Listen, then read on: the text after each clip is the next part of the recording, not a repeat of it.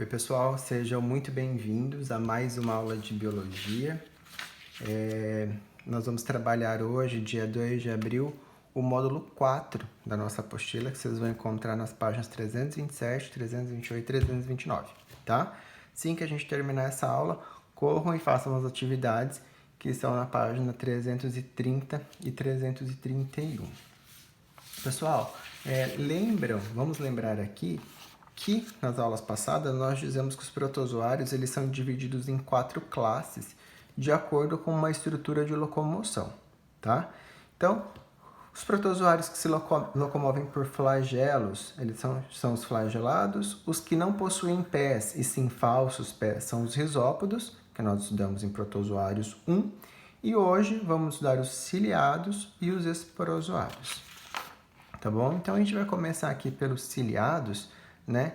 E a gente tem como exemplo aqui de protozoário ciliado paramécio, que é o mais pedido em vestibulares, que tem na grande maioria das apostilas, tá? Então, a estrutura anatômica desse protozoário, desse paramécio, é formada por vários cílios, tá?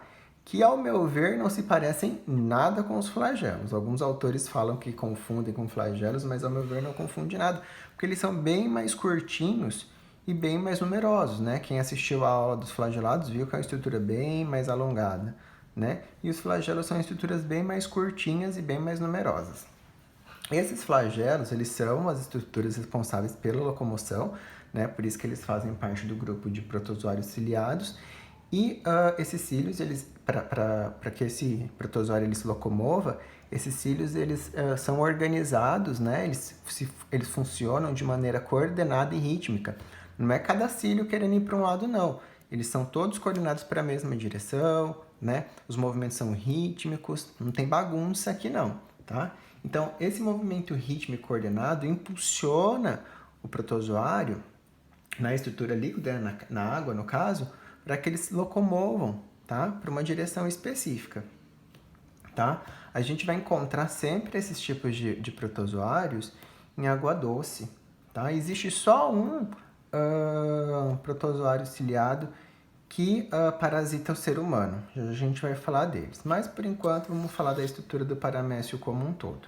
Tá bom, pessoal? Então, aqui a gente tem os cílios, né? Que são estruturas de locomoção, que são curtinhas e bastante numerosas. Eu coloquei esses números, algarismos romanos aqui, 1, 2, 3, só para me localizar aqui na ordem, de acordo com o que eu for apresentando as estruturas para vocês. Tá bom, pessoal? Aqui, nessa estrutura número 1, a gente tem a estrutura chamada de citostoma. Pessoal, o citostoma é uma abertura, né, que está relacionada à alimentação do paramécio. Então, alguma partícula, algum nutriente que está aí de boa e ele precisa levar para essa região aqui, ó. Tá vendo que eu fiz uma região aqui? Né, parece uma ondinha aqui. Essa região a gente chama ela de suco oral ou goteira, né? É uma depressão aonde o citostoma, que é essa abertura, leva as partículas alimentares, aquilo que ele vai se nutrir, para dentro dessa região, tá? Então, aqui, continuando falando sobre a alimentação, a gente inicia pelo citostoma e depois a gente tem o vacúolo digestório, que eu esquematizei ele aqui, tá bom? Então, o vacúolo digestório também está relacionado à alimentação. Esse nutriente que adentrou aqui pelo citostoma vai lá para o vacúolo digestório, né? Onde realiza as funções dele, absorve o que é importante. E o que não for importante para esse paramécio, algum nutriente, alguma coisa que não foi absorvida aqui no vacúolo digestório, é eliminado por essa região aqui, ó, por essa abertura, né? Essa abertura é uma abertura que elimina o que ficou aqui no vacúolo digestório que não é mais importante. Então, restos alimentares são eliminados por essa estrutura que é chamada de citopégio, tá? Então, citopígio, é um I. Citopígio é a região de eliminar restos alimentares que estavam no vacúolo digestório. Tá bom, pessoal? Nós temos também no corpo do paramécio, no paramécio propriamente dito, essa estrutura grande, volumosa aqui, que é o macronúcleo. Tá? O macronúcleo ele também ele está relacionado com a nutrição do paramécio, e esses menores aqui, que são os micronúcleos, eles estão relacionados à reprodução. Bastante atenção, pessoal, que o paramécio ele pode se reproduzir de forma assexuada, que a gente chama por bipartição, tá? Por bipartição, ou sexuada pela conjugação. Pessoal, bastante atenção. Deixa eu achar uma caneta aqui. Bastante atenção nisso agora que eu vou falar para vocês, que como é uma aula, nós estamos dando uma aula de maneira online agora, eu quero isso aqui como um trabalho, tá? Vocês vão pesquisar para mim o que é, tá? O que é uma reprodução assexuada por bipartição e uma reprodução sexuada por conjugação. Hoje é quinta-feira, então vocês me entreguem amanhã, sexta-feira. Mandem foto para mim, tá? Durante a aula, printem no caderno de vocês, que vocês foram escrever à mão também, tá, pessoal? Porque não é nada tão extenso assim. Vocês coloquem à mão o que é uma reprodução assexuada por bipartição e uma sexuada por conjugação e mandem na sexta, tá bom? E agora, o vacúolo contrátil, lembra do vacúolo contrátil que também tinha nos outros protozoários, que está relacionado ao controle de entrada e saída de água, tá? É uma estrutura que vai fazer com que esse protozoário não fique grande demais nem vazio demais, né? O vacúolo contrátil controla a entrada e saída de líquidos, tá? Bom, o único protozoário ciliado que é parasita do homem, né, que ataca o homem, é esse protozoário aqui chamado de Balantidium coli, tá? Esse Balantidium coli, ele provoca essa doença aqui chamada balantidiose ou balantidíase, tá? Então, balantidiose ou balantidíase é uma doença, né, que nós, seres humanos, podemos desenvolver por estarmos infectados pelo parasita Balantidium coli, tá? Quem que é o hospedeiro intermediário? Quem é que passa, né, o Balantidium coli pra gente? É o porco, tá? Então, uma carne mal cozida, né, fezes dos porcos, né, se entrar na nossa corrente sanguínea, se você se alimentar de uma carne mal feita, que tem restos de fezes, ou meio crua ainda, você pode ser parasitado pelo Balantidium coli e desenvolver balantidiose ou balantidíase, tá? Que é a doença provocada por esse protozoário. É o único protozoário que ataca nós, seres humanos. Tá bom, pessoal? Bom, agora, falando dos esporozoários. Eu devia fazer um mistério aqui, né? Deixa eu falar um pouquinho aqui para não ler tudo e aos poucos. Bom, então, quem tem flagelos são os flagelados, tem os pseudópodes que têm os falsos pés e os ciliados que têm cílios. Porém, temos protozoários que não possuem estruturas locomotoras, eles não têm nada para andar, tá? Eles não possuem estruturas locomotoras. E o gênero mais popular, mais conhecido, né, que a gente menciona como sendo um esporozoário, é o Plasmodium.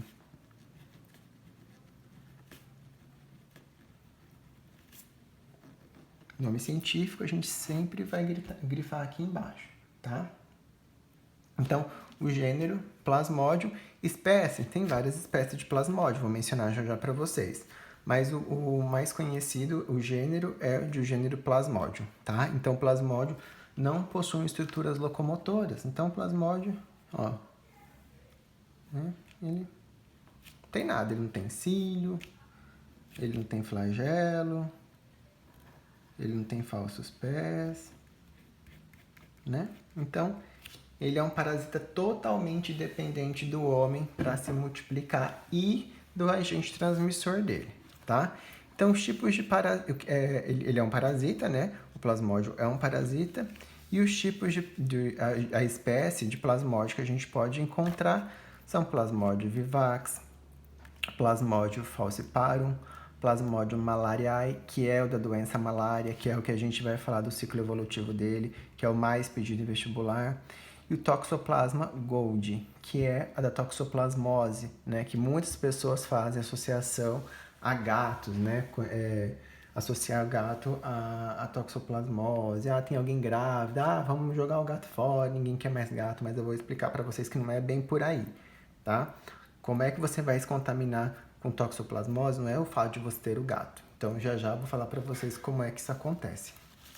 E existe também, pessoal, um outro plasmódio que é chamado de Plasmodium ovale, mas ele é exclusivo em regiões africanas, tá? Então, eu não vou falar para vocês da profilaxia dele, como ele acontece, quais são os sintomas, porque eles não acontecem na nossa região, tá? Mas os plasmódios, em geral, eles estão associados a febre, muita febre, calafrio, tremor, muita dor de cabeça, tá? Quando já está em fase crônica. Então, a pessoa, assim, ela tá tendo febre, calafrio, tremor, dor de cabeça, sudorese, ela já está na fase crônica da doença dela, seja por um plasmodium vivax, falciparum ou malária, tá? Já está em fase crônica. Mas antes de entrar em fase crônica, ela pode ter náusea, cansaço, falta de apetite. São alguns dos sintomas que a pessoa tem antes de entrar na fase crônica da doença do plasmódio, tá? Da malária, que no caso, que é o que a gente vai comentar. Depois que eu falar do ciclo da malária, eu vou falar para vocês individualmente de cada uma delas, quantas horas que a pessoa tem de febre, tá? Como é que acontece a questão da toxoplasmose. Mas agora eu vou falar do ciclo da malária propriamente dito, tá? Então, pessoal, quem que transmite, quem que é o agente transmissor da malária? Ó, é o mosquito Anopheles, que ele é conhecido como mosquito prego. Mas qualquer mosquito prego, qualquer mosquito Anopheles, não. São as fêmeas. Olha as danadas das fêmeas aqui de novo. Elas que são o agente transmissor da malária, tá? Então, mosquito Anopheles, popularmente conhecido como mosquito prego, eles têm esse nome por conta do formato do corpo deles, eles são meio inclinadinhos aqui, digamos que isso aqui é o bico, né? Eles são meio assim, né? Então, parece um prego inclinado. Então, por isso que eles levam esse nome vulgar de mosquito prego, que é bem diferente dos outros mosquitos. Na apostila de vocês, na página 327, tem a comparação de um mosquito prego e um mosquito comum, o Culex, tá? Para vocês verem como que anatomicamente eles são bem diferentes. Então, agora a gente vai falar da malária, tá? Propriamente dita, e vamos falar como que esse ciclo inicia. Pessoal, lembrando que a malária, ela é uma doença, né, que é transmitida por esse mosquito, e como que a gente pode se prevenir, né? Combatendo esse vetor, usando repelente, né? Repelente, o que mais? Cuidados de higiene, né? Basicamente é combatendo esse vetor que a gente consegue se livrar da malária. Uma pessoa que tem malária, qual que é a forma de transmissão? Além do agente transmissor, além do mosquito prego transmitir a doença malária, a gente também consegue transmitir a malária por contato sanguíneo, né? Então, transfusão de sangue, você compartilhar objeto pérfuro cortante, compartilhar agulhas, né? Se cortar, né? Ter contaminação com sangue de mãe para filho, né? São exemplos de forma de contaminação que a gente pode ter da malária, tá? De uma pessoa estar passando malária para outra, tá? Tô olhando aqui o meu material de apoio para passar, para dar exemplos para vocês. Então, transfusão de sangue, né? Além da picada do mosquito e compartilhar pérfuro cortante são modos de transmissão. Então, o início do ciclo. Olha só que legal. Eu fiz um desenho aqui, desenhei um mosquito prego, ó, tá vendo? Igualzinho que eu falei para vocês, olha, inclinadão. Então, aqui a gente tem o ciclo todo. Fiz o ciclo para vocês. Deixei algumas partes em branco aqui para a gente estar mencionando juntos aqui, escrevendo juntos quais são, que partes são essas. Então aqui eu tenho um mosquito prego. Então já marcar ele aqui. Então aqui é o nosso mosquito prego, é o nosso Anopheles, que tá lá de boa e de repente aqui para essa região rosada é a nossa pele. Eu coloquei rosada porque é vascularizada, né? Tem sangue aí, então coloquei ela mais rosinha. Então como que vai acontecer essa contaminação? O mosquito prego pousou lá na minha pele e ele precisa se alimentar. E ele vai se alimentar de sangue, né? Então ele vai inocular aqui, né? Ele vai picar a minha pele. Então ele vai começar a se alimentar do sangue, né? Para esse sangue que ele está se alimentando não coagular no bico dele, porque coagulação é quando cria aquela casquinha, né? Então se eu fizer um furinho aqui, vai sair um pouquinho de sangue, mas logo vai coagular. Se coagular, o inseto para de se alimentar. Então ele elimina um anticoagulante, tá? Então não vai criar aquela casquinha aqui na lesão. Então ele vai ficar com o biquinho dele aqui e se alimentando do meu sangue e liberando esse anticoagulante para o sangue não coagular e ele conseguir se alimentar, tá? Então, enquanto ele elimina esse anticoagulante na minha corrente sanguínea, ele está eliminando também, pessoal, o plasmódio, tá? O plasmódio que está dentro dele, ele elimina junto com o anticoagulante. Ele está se alimentando do meu sangue, ele está eliminando esse plasmódio aqui, ó. Essas estruturas menorzinhas aqui que eu fiz são o plasmódio. Como é que chama esse plasmódio? Vou colocar de azul aqui. São os esporozoítos, tá? Então, os esporozoítos são o plasmódio que são eliminados pelo mosquito prego na minha corrente sanguínea, tá? Esses esporozoítos, entrando na minha corrente sanguínea, eles vão correr lá para a região do meu fígado, tá? Então, eles vão entrar, isso aqui é uma estrutura celular da região do nosso fígado, que é chamado de hepatócitos, tá?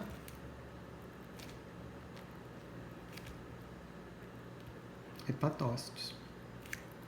Então, os esporozoítos vão entrar lá nas minhas células do meu fígado, tá? Essas células do nosso fígado são chamadas de hepatócitos e vão vão fazer várias reproduções, tá, pessoal? São reproduções assexuadas, não esqueçam disso, que essa é uma informação muito importante. Então, eles vão se reproduzir dentro das nossas células hepáticas, os hepatócitos, e vão dar origem aos merozoítos, tá? Então, eles dão origem aos merozoítos, tá? O que é hepatócito? É a célula que o esporozoito invadiu. O que é merozoíto?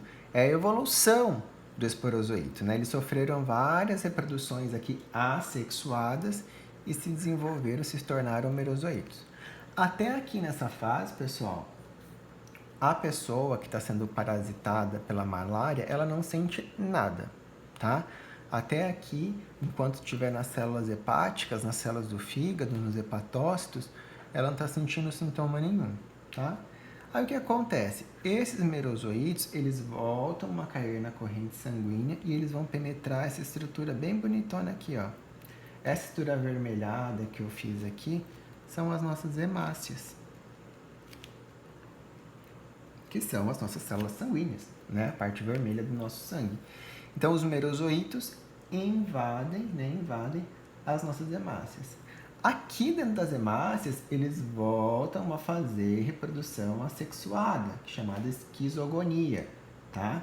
Então, enquanto tiver, pessoal, muita atenção nessa informação, enquanto o tipo, olha aqui, vou colocar aqui, enquanto o tipo de reprodução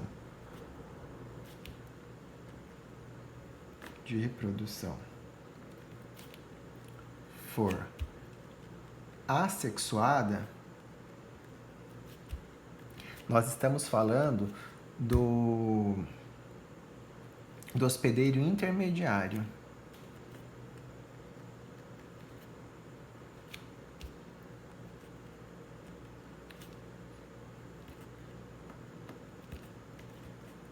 Então, quem é o hospedeiro intermediário da malária? Ó, sou eu, né? É o homem, isso aqui está acontecendo dentro de mim, né? O mosquito prego picou minha pele, liberou esporozoito, invadiu os meus hepatócitos, são minhas células hepáticas. Lá nos hepatócitos fizeram a reprodução assexuada, se tornaram merozoítos, voltaram a cair na corrente sanguínea, entraram nas minhas hemácias, fizeram reprodução aqui dentro também assexuada.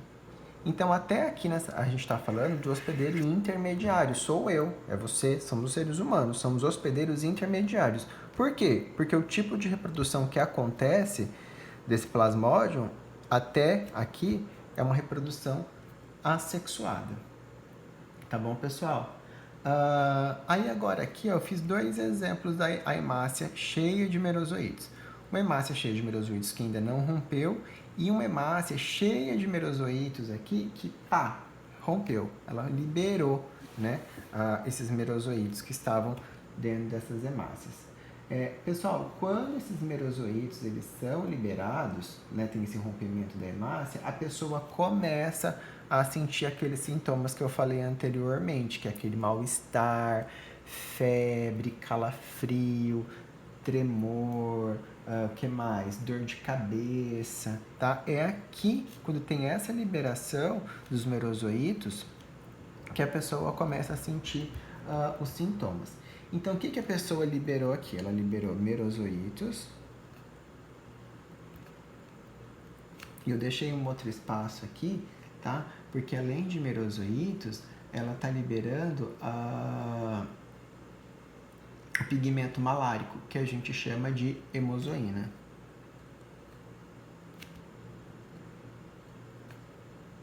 Tá? A hemozoína é o pigmento malárico propriamente dito, tá? É a malária em si. Então, por isso que a pessoa começa a sentir todos aqueles sintomas que eu falei anteriormente, tá, pessoal? Bom, então, até aqui nós falamos do hospedeiro intermediário. Estão vendo que aqui eu fiz outro mosquito prego bem bonitão, ó. Que agora pode acontecer 2 situações, tá? Dentro dessa hemácia, além dos merozoítos, né? Esses merozoítos aqui dentro dessas hemácias, eles vão fazendo reprodução, vão evoluindo, né? E eles vão dando origem a gametócitos, tá? Eu até desenhei ele aqui fora, ó. Eles vão dando origem a essa estrutura aqui, ó. Gametócitos.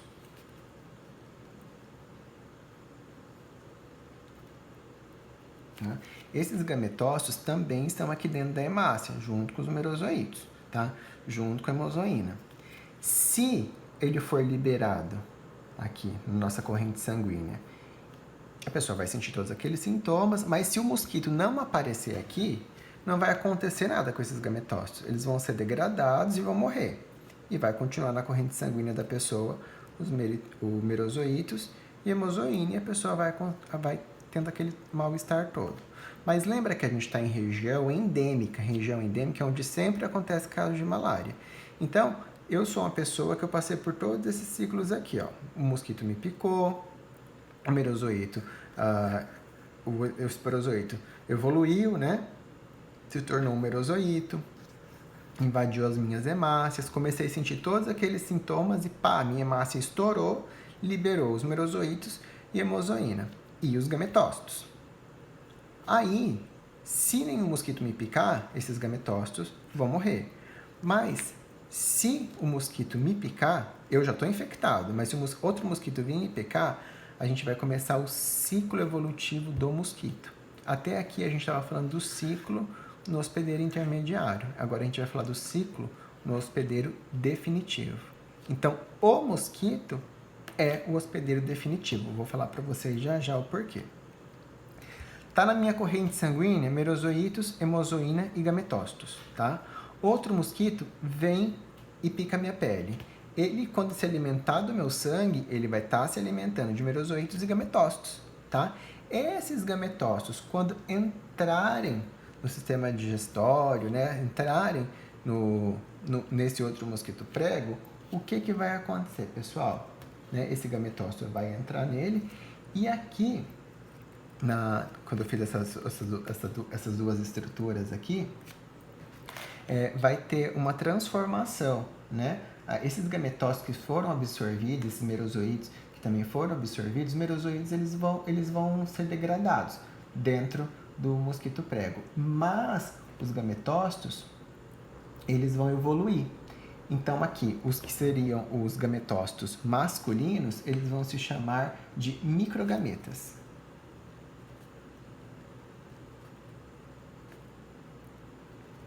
E os gametócitos que vão se tornar as estruturas femininas, os gametas femininos, eles vão se chamar de macrogametas.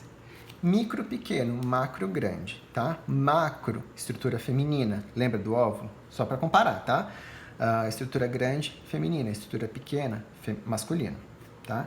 Então, dentro do nosso hospedeiro definitivo, esses gametófitos evoluíram, né, e se tornaram gametas masculinos e gametas femininos. Gameta masculino, microgametas. Gametas femininos, macrogametas. Temos gametas masculinos e gametas femininos. A gente vai ter um tipo de reprodução sexuada. Então, tipo de reprodução sexuada só acontece no hospedeiro definitivo. Isso está acontecendo dentro de quem? Dentro do mosquito prego, tá? Então, o hospedeiro definitivo. Se esse mosquito prego não tivesse me picado novamente, esses gametófitos eles iam ser degradados, tá? Eles iriam morrer. Mas outro mosquito veio aqui e me picou. Então, dentro do mosquito, teve essa transformação de gametófitos femininos e masculinos. Tendo umas gametas femininos e gametas masculinos, vai ter uma reprodução sexuada, né? Vai ter uma fecundação aqui, vai formar um zigoto, né? Tendo gameta masculino e gameta feminino, vai ter a formação do zigoto. Esse zigoto, aqui na estrutura 7, ele vai ficar encistado, em forma de cisto, na parede estomacal do mosquito, né, desse mosquitinho aqui, que vai gerar o oocisto. Certo, pessoal? Esse oocisto é que no futuro, né, vai se tornar o meu esporozoito. Certo? Certo, pessoal?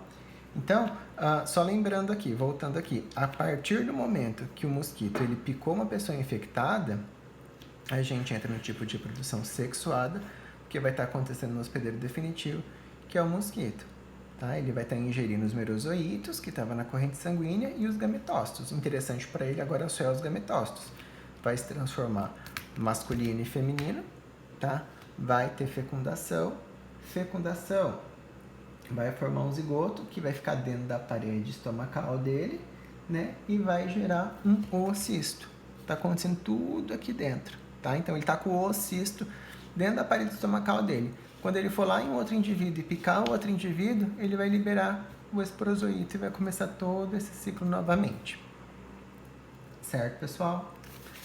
Bom, terminado isso dos ciclos, eu vou falar para vocês agora do plasmódio, né? Como que acontece esses sintomas. Esse plasmódio vivax, que é o primeiro exemplo de plasmódio que a gente tem, ele vai ter uma febre dita que é uma febre terça benigna. Benigna é que ela não tem, ela não é tão crônica quanto as outras febres, tá? E quando a gente diz que é uma febre terça, é que ela ocorre a cada 3 dias. Então, é uma febre terça que ocorre a cada 3 dias. Tem aqueles sintomas todos que eu falei para vocês, mas com menor intensidade. O plasmódio falciparum, ele tem um ciclo totalmente irregular, que ele vai variar de 36 até 48 horas, e é uma febre terçã também, só que ela é maligna, então ela é bem mais crônica, ela é bem mais aguda, porém ela é irregular. Vai ser de 36 a 48 horas. A malária, que foi o ciclo que a gente acabou de falar, a nossa apostila, ela menciona como sendo um ciclo quartã, tá, pessoal? Que é um ciclo de 4 dias. Porém, podem anotar aí que ela também pode ser terçã. Existem casos de malária com sintomatologia terçã também. E o ciclo é de 72 horas.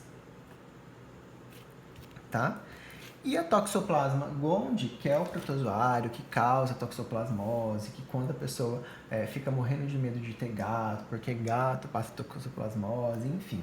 Bom, venho contar para vocês, né, que a toxoplasmose ela é uma doença que afeta, além dos gatos, né, afeta homens e mamíferos, que é os gatos, né, e as aves também, tá?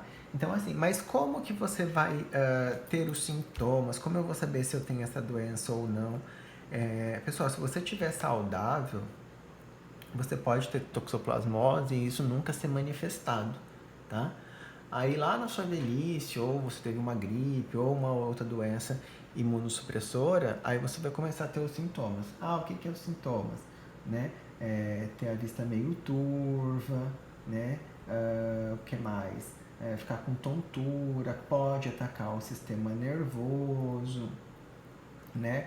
Vai atrapalhar a questão de coordenação locomotora, convulsão, pneumonia, enfim, esses são os sintomas da toxoplasmose, tá?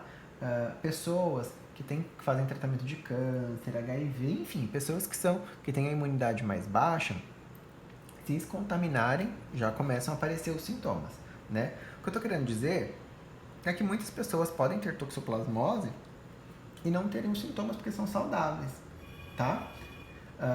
Quando a gente fala dos gatos, que os gatos são o agente infeccioso, é porque a gente fala que os cistos, né, da toxoplasmose, eles estão presentes, esse protozoário está presente nas fezes dos gatos. Então, como que você vai se contaminar com toxoplasmose tendo um gato em casa? Se você comer o cocô do gato, tá? Ou então, se você mexer nesse cocô do gato e não lavar a mão direito, e depois for comer alguma coisa e levar a mão na boca, né? Se esse cocô do gato, o cisto, bateu um vento, se deixou dias lá o cocô do gato, não limpou, bateu um vento e o cisto voou e caiu em um alimento, ou caiu em algum lugar que você pôs a mão e pôs a mão na boca depois. Se você não comeu o cocô do gato, você não vai ter toxoplasmose. Então, assim, eu vejo uma preocupação muito grande das pessoas quando tem gato e tem alguém doente em casa, alguém fica grávido e quer jogar o gato fora, né? Mas não é bem assim, tá? Que você vai se contaminar com a toxoplasmose. No caso de aves que são infectadas por toxoplasmose, o protozoário ele vai instalar nos músculos dessa ave, tá? Então, assim, cozinhar bem os alimentos, né? Você nunca vai saber se esse frango tinha toxoplasmose ou não. Então, cozinha bem antes de se alimentar, tá? Então, em pessoas que estão saudáveis, você não vai ter sintomas da doença, aqueles sintomas que eu falei, né? Que é atacar o sistema nervoso, pneumonia, visão turva e tudo mais, tá? Só vai acontecer se a pessoa tiver com o sistema imunológico já debilitado, tá? Então, como que a gente se previne da toxoplasmose, né? Higienização das fezes dos gatos, carne dos animais, né? Carne de aves, bem cozido, fruta e verdura, bem higienizado, água tratada, porque se nessa água também tiver os cistos da toxoplasmose, também vai infectar da mesma maneira. Tá bom, pessoal? Espero que vocês tenham gostado da aula, espero que ela tenha ficado mais reduzida também. Tentei não escrever tanto, já trazer tudo escrito para a gente fazer uma aula mais compacta e mais dinâmica. Lembrando, então, as atividades a serem feitas da página 330 e 331. E reforço aqui também, cadê o nosso trabalho que eu pedi para vocês? Espera aqui que o professor vai achar. Quero que vocês façam um trabalho para me mandar na sexta-feira no caderno de vocês o que é uma reprodução sexuada por bipartição e uma sexuada por conjugação. Tá bom, pessoal? Espero que vocês tenham gostado da aula e até amanhã.